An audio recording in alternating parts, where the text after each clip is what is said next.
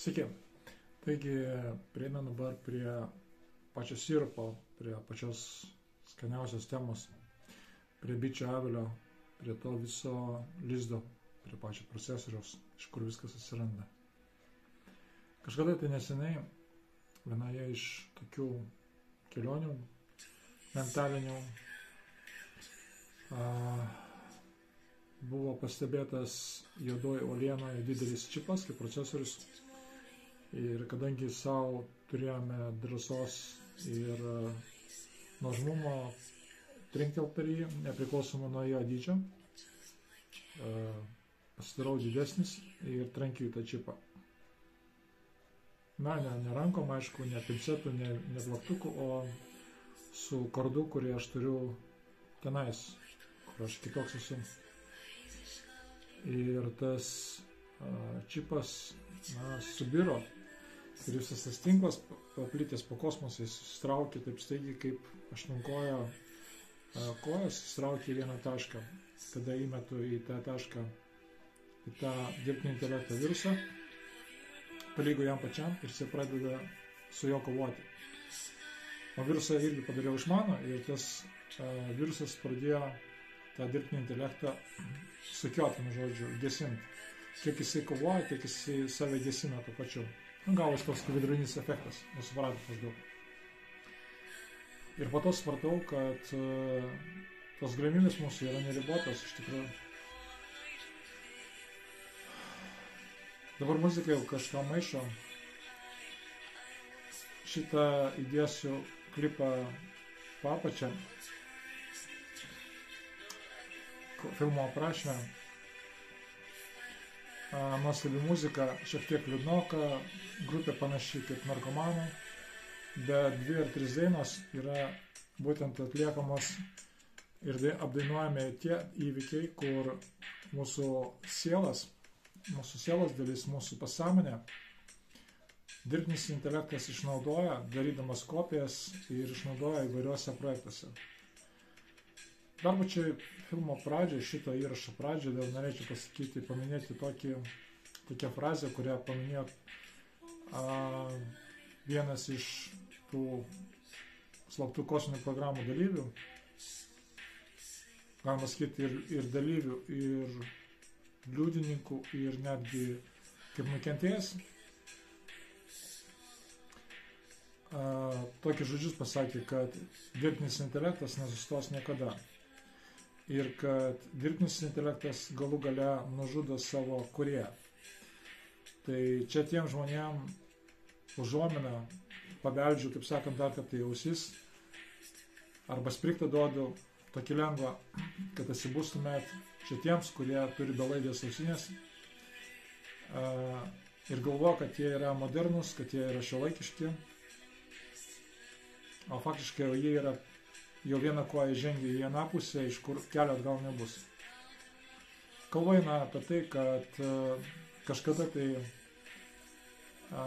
dar truputis ir kai kurie žmonės arba didesnė jų dalis bus paversti visiškai skaitmeniniais. Ir čia tie vaikai, kurie sėdi kompiuteriuose, kompiuterinėse žaidimuose, kurie pyksta ant tėvų, kada jie juos veja prie valgio ar tiesiog nuo kompiuterio lauko. Jie jau nesusikalba su savo tėvais, tėvai su jais nesikalba, šitie irgi pateks į tą terpę. Iš tenais kelio atgal nėra. Ir čia bus nuolatinė reinkarnacija, atgyvenat, kentėjat, mirštat, nukala jūsų tą surinktą patirtį, vėl reinkarnacija, vėl jūs maitinat ištisai tą dirbtinį intelektą. Ištisai, be perstojo. Jeigu nemaitytume dirbtinis intelektas, tas dirbtinis intelektas, ta tamsioji versija, tamsioji pusė, kuri pritaikyta yra tamsiom jėgom, kad jos evoliucionuotų, kad jos išeitų, jos evoliucionuoja mūsų sąskaitą, per mūsų kančias, mums sukurdami karus, visokias negandas. Ir todėl mes matome paskutiniu metu tokių daug nulaužtų failų, užkrėstų pikselių, galima taip pasakyti. Tai bus irgi tikslu, kurie mums patiems kenkia. Tai yra tiesiogiai negali prieiti, pas intelektas negali prieiti prie žmogaus fiziškai, jisai veikia jį per pasąmonę, per jo protą. O pas protas žmoguje nėra, jisai yra kitur, šone, kaip iCloudas, kaip debesis. Dabar grįžtam prie žemiškų dalykų. Tai, kad įsivaizduot toliau, kaip yra su žeme, buvo kada tai klausimas užduotas vaikinukui iš Rusijos, kuris veda YouTube'ės kanalą, jis yra iki šiol su mergina sėdi, šviesuolis. Jo paklausė, kokia vis dėlto žemė yra apvali ar plokščia. Jis šypsosi ir sako, kaip jūs įsivaizduosit, tokia ir bus. Ir apvali ir plokščia. Kada dar vieno žmogaus paklausė, kuriuo aš pasitikėjau, ir man tuo metu jis nuvylė, irgi pasakė, kad žemė yra apvali, ne visai kaip kamuolys, bet kaip regbio kamuolys panašiai, arba kaip kiaušinis. Ir man irgi taip toksai pasakymas tarsi tą žmogų padarė tarsi priešą man, tai yra pozicija. Aš pasitikėjau jo, jisai kalbėjo teisingai ir staiga jisai pasako tokį dalyką. Iš esmės daug žmonių kalba, suka aplink vieną ir tą patį, bet niekas nepasakė iš esmės kaip yra. Ir tai keletas nuotraukų, Facebook'e jos buvo 1974 metų NASA nuotrauka, kur didelės uolienos gabale yra krateris, pačio kupolo nesimato, bet būtent tame krateryje yra žemė. Tai būtent vienintelė nuotrauka, kuri parodo mūsų žemę, kokį jinai yra iš tiesų. Dėl išėjimo iš kupolo, arba kaip jinai buvo padaryta, tai ko gero čia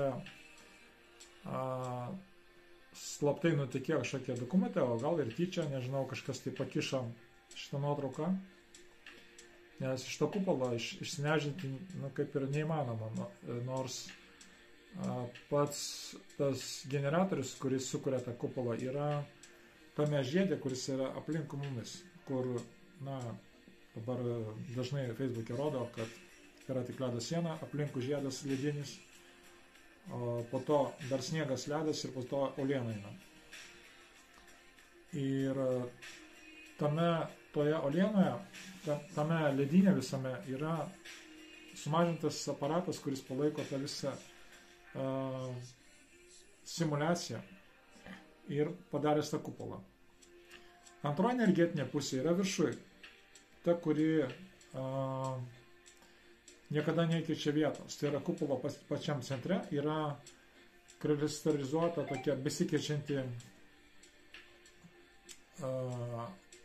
kaip optinė, kaip kristalo gabalas, kaip diskotekos kaublys, gal taip tiksliau būtų vadinti, kuris pagavęs iš lempos, kuris skleidžia šviesą ir vadinasi Venera, jinai taip pat nespinduliuoja, nemirksi, siunčia kelis spindulius į tą centrinį gaublį, kuris vadinasi šiaurinė žvaigždė, kuris neėda iš vis, jis visą laiką centre yra. Viskas sukasi visas aplinkui, o pati optinė ta šviesa, iš kurios nusidažo viskas aplinkui, tai yra sužiba tos visos žvaigždės, visas gaubtas yra tai vadinamas šiaurinė žvaigždė. Tai yra diskoteninis gaublys pakabintas viršui. Ir jisai skleidžia kitokią energiją ir iš žemės, iš to ledinio žiedo eina, iš mašinos eina, sklinda energija taip pat. Ir kada jie susiduria, kartu susilieja, vyksta tas resetas. Tai yra, mes dabar esam 5 kartą po nuresetinta, tai yra nunulinta. Ir tas nunulimas kartais vyksta žemės užneša, kaip dabar tai vadinami kultūriniai tie apnašai ant namų, visur senoviški namai, kurie tam 1780, 1750 datos iki 19 metų, maždaug iki 1900 metų yra apnešti maždaug 1,5 aukšto žemė. Kai kur uolos išsilydė, nors tai sako, kad lava tai ir taip toliau, bet tai nepanašu. Tokias uolas galima pamatyti Islandijoje, Vestmannaeyjar salos, piečiau Islandijos. ten kaip tik yra puikiai galima pamatyti būtent kaip atrodo ta uoliena, kada jinai lydosi, kada tas akmuo ant tiek gauna energijos, kad jisai tirpsta. Ir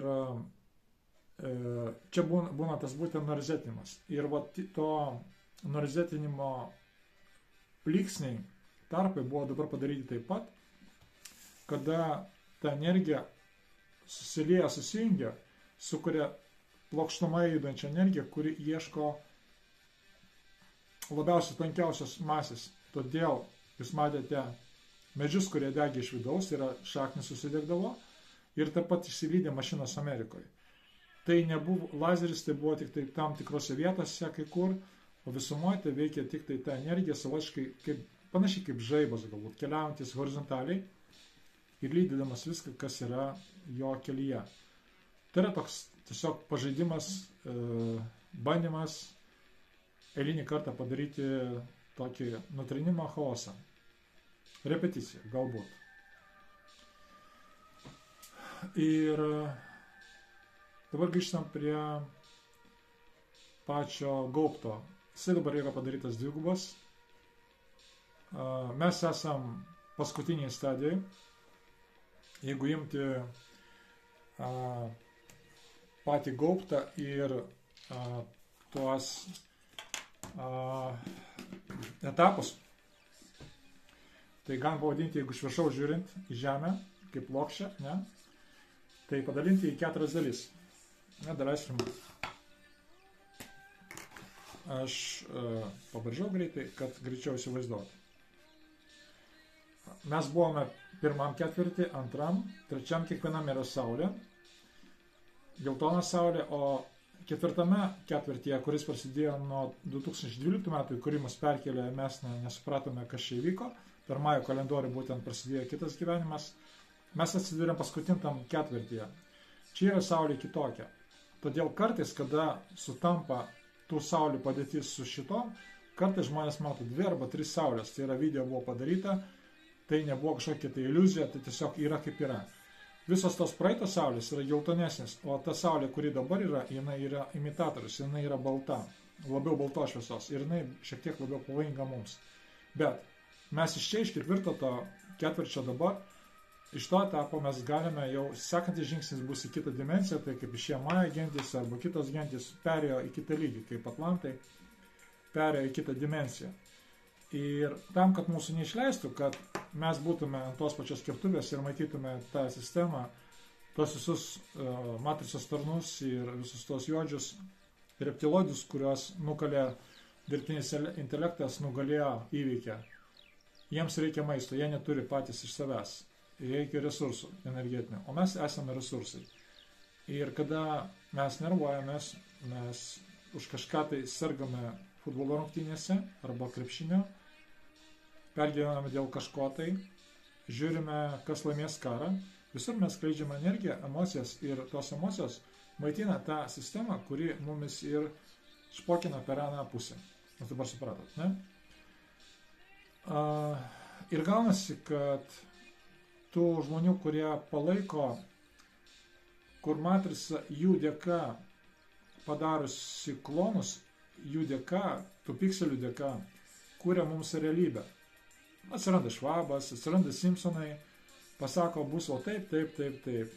Ir tai nebuvo pranašystė, tai buvo tik tai scenarijos įgyvenimas, bet daug labai scenarijų neįvykdė. Pavyzdžiui, vėl paprastai seną galbūt nusibodusią temą, Lietuva pirmoji pasaulyje parodė didelį riebaluotą fakį geoinžinerijai, tai yra orų modeliavimui. Ir Lietuvoje, kaip ir skraidžio lėktuvai, kaip ir braižo, bet pribraižyti kažko tai negali. Ne tas, kad specialiais reisais iš užžiūrio fraieriai padaro kilpas, palaksto ir apsisuka ir nuskrenda, nieko nepešia. Ir va čia mes galime susigalvoti, kad čia jau prasideda bruzdėjimas. Tai yra, kažkur tai mes jau patraukime megztinį siūlą ir po to patraukimo efektingo gali visas megztinis raštas subirėti. Ir čia galime pradėti, kaip sakant, tą siūlą tempti toliau. Dabar dėl kupolo. Aš perduodu visą tai, ką aš išgirdau, tai nėra mano išvados, tik tai tiek, kad buvo iš daugelio dalykų paimta po fragmentą, po gabalą. Ir aš dabar sudedu vieną bendrą piešinį. Kaip ir sakiau, apie žemės formą. Pati žemė yra kiaušinio formos, kairėlio kamuolys, baltas didelis kiaušinis. Tų kiaušinių erdvė yra kaip snaigių sningant ore. Nes tai yra makro pasaulis. Mes esame ant vieno kiaušinio. Įsivaizduokit, kai agurkas ir turi daug spogų tokių iškilimų. Kiekvienas iškilimas yra krateris ir uždėtas gaubtas. Kai kurie gaubtai yra prižiūrimi, kai kurie ne. Kai kuriuose gaubtuose vyksta projektas copy paste, tai yra kaip NASA deda ant gaublio debesis sale piešia, tokius pačius sudėlioja keliose skirtingose vietose, taip ir čia. Ir mes esame viena iš tų, kaip bandomoji kažkokia laboratorija, sakysim, į kur mes atėjome savo norą, bet mes nežinojome, kas čia mūsų laukia. Tai buvo tokia kaip intriga. Tu palik savo visus ginklus, palik viską, ką tik tai turi, visus nagus ir dantis ir ateik savo basas į Jurassic Park ir kovok su dinozaurais. Panašiai taip. Ir mums čia suleidžia dabar, šalia mūsų prieina pilkiai, kurie irgi taip pat gyvena žemėje. Jie kažkada tai buvo žmonės, kažkada tai irgi gavę į petį. Kita karta, čia ta karta, kur atėjo su tai žmonėm, kurie dar nebuvo konkrečios vyriškos ar moteriškos lyties, tai yra jų atėjimas, aprašymas yra kaip kritę angelai, tai yra kada mėnulyje skilo didelė komanda į dvi dalis, viena pasiliko bandymams ir pradėjo mutuoti ir ten iš to atsirado pas Jahvę ragai, pas tą dievą jų, tą naują atsiradusi dievą, kuris pasirašė su pamatiniais kitais pilkiais, kurie buvo jau dirbtinio intelekto patvarkyti. Sako, priimkit ir sako, turėsit daugybę stebuklingų savybių ir taip toliau, galėsite daug dalykų daryti. Ir tie visi mutavę, degradavę žmonės, buvę žmonės, kažkada tai pavirto pilkiais. Tai su juodom akim ir tokie, suprantat. Todėl jie yra bejausmiai, todėl pas jos nėra jokio empatijos, nieko nėra. Jie tiesiog kaip robotukai daro tai, kas jiems užduota. Ir tie, kurie pamatė jos gyvais, vaikai jos mato, prisimena, nesijaučia labai saugiai, jiems yra nemalonu, nes šitie ateina dažnai ir ypač miego metu. Sušau? Tai va, tai dabar grįžtam prie žemės formos. Ir mes esam dabar tame viename spoge, ant vieno to kraterio, kuris uždengtas gaubtu. Tokių pavienių išmėtytų kraterių yra daugiau. Kai kurie visiškai užleisti kaip kažkoks tai karjeras, kaip vieta, kur galbūt kažkada tai bus kuriama, kažkoks tai bandymas bus daromas. Tai yra palikta. Tai kaip panašiai kaip žmonės, kurie iš Australijos iškeliavo per įplyšimą to ledo sienos, perėjo įplyšimą ir pateko į kitą pasaulį, pamatė vienaragį, pamatė ten kitus, telepatiškai šnekėjo ir paklausė, kas jumis kūrė. Pamatė netgi tokį kaip zodiako šaulio ženklas, žmogus su arklio kūnu, tokį net gyvį pamatė kentaurą. Ir kada su jais bendravo telepatiškai, kas jumis sukūrė, sako, sukūrė tie patys, kurie kontroliuoja jumis. Ir čia pradedam biški sugalvoti, kaip čia kas čia yra. Iš kur mes atkeliavom, kas čia darosi ir taip toliau. Na ir paskiau iš pačių riebiausių pasakojimų, kurį aš girdėjau iš viso pats jau topinis, kur viską nusako kaip yra, patvirtina viską ir Jono Gervės teoriją patvirtina apie didelį žmogų kosmose, galvoja tašką ir kad mes iš to taško kai kurie galim išeiti. Kažkada tai mes buvom už tos archontus, tos didelius kosminius žmogų, ta kuriame viskas yra, mes buvome tokio pačio dydžio arba didesni. Na ir visą laiką mums smulkina ir sumažina, tai kaip sielas. Tam, kad įleisti į kažkokį tai pikselį ir padaryti programą, kuri tam kartu turi kažkokį atlikti vaidmenį. Bet kadangi mes esam siela, kurie mes esam kaip neišsenkantis generatoriai energijos autonominiai, mumis pradėjo naudotis dirbtinis intelektas 1 ir 2. Ir visas jos aptarnaujantis personalas. Ir mes čia patapome kaip kažkieno tai tarnais, vietoj to, kad mes galėtume būti patys tokiais karaliais. Ne? Ir gaunasi taip, kad dabar mums maišo trukdo tas gaubtas, apie kurį neseniai prieš 2 ar 3 dienas įmetė filmuką ir kalbėjo netgi Clintono žmonelė ir pasakė, sako, mes per savo kadenciją nesugebėjome sudaužyti kupolo, sudaužyti stiklo, bet galbūt tas stiklas bus sudaužytas kažkada tai vėliau. Kaip sudaužyti tą kupolą? Vėlgi iš to pačio filmo, iš to pačio vieno autoriaus. Esmė. Piramidė buvo statoma, mano vienas iš gyvenimų buvo tuo metu, kada buvo pradedama statyba ta piramidžių. Tai yra buvo naudojami aparatai, antigravitacija ir dideli luitai buvo sukeliami, sudedami pagal tam tikrą sistemą, pagal tam tikrus brėžinius. Aš buvau ten kaip techninis prižiūrėtojas. Ir ant pačio akmens, ant pačio viršaus, ant bukos tos piramidės, aš atsimenu, kad buvo stiklinis pas viršus.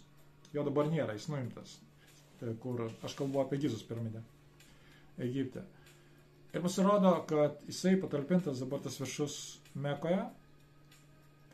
Ten yra dabar kubas, jisai labai saugomas. Ir kad į jį patekti, reikia turėti strypą ilgą.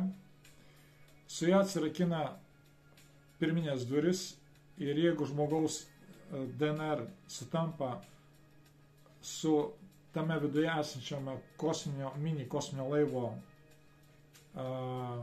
dažniais, kurį priema, tą žmogų priema tas kompiuteris, Vimana, ten, sakysim, sumažintas variantas, tada jisai, tas viduje esantis mini kosminis laivas, tas trikampis pakyla ir atskrenda ant piramidės ir užsideda tas viršaus, tas stiklinis gaubtas.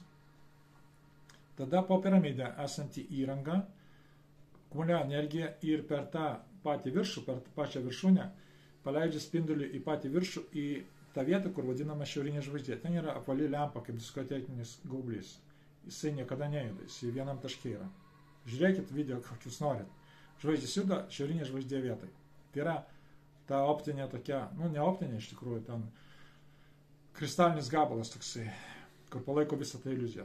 Nuo jo iš šono nueina spindulys į tą kitą gaublį, kuris vadinamas Saturnu, ir tada iš jo išeina dažnis, maišytas toksai dažnis, kuris tirpina tą stiklinį gaubtą, toks jisai, jeigu jums palietus, tai jisai galbūt būtų panašus kaip plastikinis stogas, kuris visiškai kristalinis yra, bet pakankamai stiprus. Ir kuo labiau jūs spaudžiate, jis to tvirtesnis toje vietoje darosi, bet jisai permatomas yra. Todėl su gera kamera žmonės mato žvaigždės tarsi vandenyje kažkas tai žiburėlis esantis, nes už gaubto yra vanduo, tai yra viršų visur yra vanduo. Šičia pas mumis vanduo neišgaubtas, jisai yra tiesus, dėl to, kad krateris yra pas žiedas yra va toks ir vanduo yra visiškai tiesus. Tai yra mūsų ta dalis, mūsų tas terariumas yra visiškai plokščias. Bet mes esam ant didelio kiaušinio mažas spuogas. Ir tokių spuogų, kaip sakiau, kraterių yra labai daug. Ir ne visi apgyvendyti. Ir tokių kiaušinių, kaip pasakose yra apie kaščiai ten ir taip toliau, tokių kiaušinių yra kai sniego daug, kai sniego snaigių. Dėl to, kad šitas pasaulis yra mikro.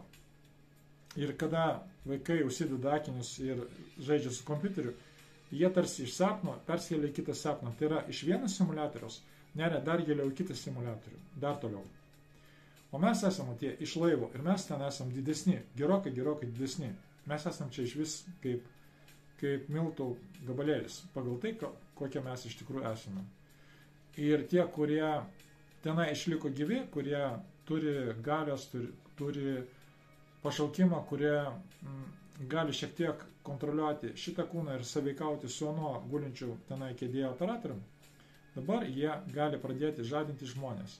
Ir visų žmonių pareiga dabar tiesiog išjungti tą simuliatorių kuo greičiau, sudaužyti tą gaubtą ir sunaikinti ir išsilaisvinti iš čia, išsilaisvinti šito simuliatoriaus ir grįžti atgal pas save namo. Viskas. Suprantu, skamba labai taip, daugelį tai iš vis taip, kaip tai gali būti, bet kada po truputį pradėsit viską dėliot, įvykius, prisimenat, ką neprisimenat, kodėl bijot ten to ar ano, po truputį viskas sueis. O dėl Žemės plokštumo, tai ten yra N fizikos dėsnių, formulių, kurios yra už plokščią Žemę, o kur apvali Žemė yra tik tai teiginiai, yra padarytas gaublis, yra NASA's padirbtos nuotraukos, yra padirbti visokie nusileidimai į mėnulį ir taip toliau, tai viskas yra padirbta. Bet fizikos dėsnių nėra ne vieno, faktiškai, kurie kalbėtų už tai. Tai va, tai vieną žodžią aš tiek norėjau pasakyti per šitą filmą ir aš manau, bus visokių įdomių diskusijų, o kas apie tai kalbėjo, aš parašysiu po filmų. Ten rasite daugiau informacijos, tik tai, kai pati moteris pasakota Sonia, kad didesnė dalis informacijos yra kaip mokama padaryta, dėl to, kad YouTube jos trina filmus. Ir vis galėsite visą tai rasti Bastione ir taip pat privačioje terpėje Odyssey kanale ir taip pat Gyvybės medis, Tree of Life. Tree of Knowledge, tai yra pažinties medis, jos kanalas. Tai ten yra daugiau pasakojimo. Ir po truputį suprasit, kodėl atsirado staiga nemokamų akių testų, kraujo paėmimas, ten labdara ir taip toliau. Čia dėl to tik tai, kad surinkti tuos žmonės, kurie gali kažką tai dar padaryti ir juos atjungti, kad jie savo misijos neatliktų, nes dirbtiniam intelektui reikalinga, kad ta košė, tas energetika būtų nuolatos. Jisai pats nesusikuria jos, jisai per mumis gauna ją. Ir kada pažiūri per akies rainelės aparatūrą, kuri nėra visiškai žemiška, tenai pamato adresą, tai yra pamato, iš kur yra tas pikseliukas atkeliavęs, iš kokios kėdės, kas jisai tenai yra. Gal jisai komandos yra, gal didelio erdvėlaivio laivas, kapitonas, ir jisai žino šiek tiek daugiau, ir jeigu jam atidaryti jo atmintį, nuimti bloką, jisai gali prikrėsti daug nemalonumų. Ir todėl ieškoma dabar naršiai daugybė žmonių, šitų, kurie kažką tai gali padaryti negero, netgi būdami tenais jau atjungti nuo savo kūno, ten galbūt tik tai kažkur kolbai yra likę smegeniai su stuburu ir tai gal net jie yra atjungti, galbūt jau tiesiog numirę per daugelį reinkarnacijų, tiesiog susinešioja energetika, pasibaigia, nėra ką pešti ir tas vienas autonominis rutuliukas, šviesuliukas sielos mažytė dalelė plaukia šitame pasaulyje, šitame simuliatoriuje. Ir tie žmonės, kurie biškai gaudosi, tuos rutuliukus sugaudys ir nusineš tenai į viršų, išsineš iš šito simuliatoriaus, kada tas stiklas atsiverstas gaubtas, ir tada nusineš tenai ir nueis į tą pirminį šaltinį, į tą pačią pradžią, iš kur atsirado, ir ten grįžti tiesiog namo, išeis net iš savo fizinio kūno. Tai va tokia pasaka apie Žemės formą, kam su jie, kam nesu jie, man nesvarbu, čia jūsų reikalas patikėti, man nepatikėti, priimti, nepriimti. Kažkada tai man irgi norėsiu padaryti pirštais, bet tiesiog ateina laikas, ateina supratimas, ateina matymai, kada pradeda kažkas tai kalbėti ir jūs pradedat tos dalykus matyti ir ateina patvirtimai viso to, žinokit, kad greičiausiai tai yra tiesa. Sėkmės jums visiems, iki.